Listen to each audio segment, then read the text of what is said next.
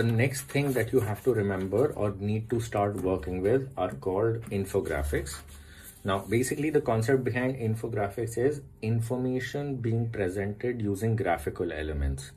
So for example, if I look at this arrow, it gives me a feeling that I am lifting something from there and bringing it on the top. Or if I look at this, it means that the piece can go up as well as it can come down. So this is something like a reciprocating image. Now, what a reciprocating basically means is, you take a saw, for example, you take a piece of wood and you cut it.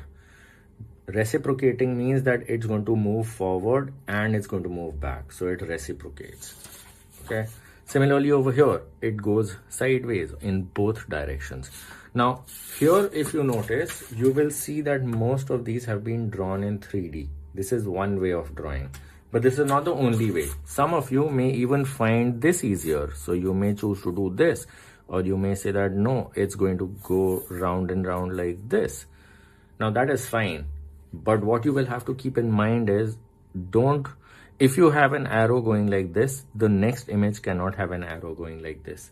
It should remain the same. So if this is the one, then this is the one that you will have to follow. You will have to be able to draw all of them in the way you want. So in most cases, we use these as annotations, and we use the 3D arrows to explain how a product moves. What I mean by that is basically this. So look at this image. Now, if you look over here, most of these are giving an explanation of how a product can move.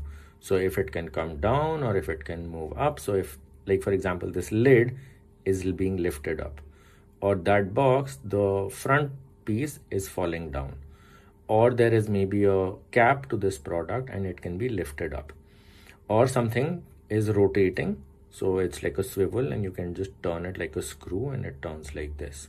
So these are different arrows. However, if you look closely to this one, you will notice that it says that, okay, the flow is this way, but that arrow explains an annotation over here, or this arrow explains an annotation over there.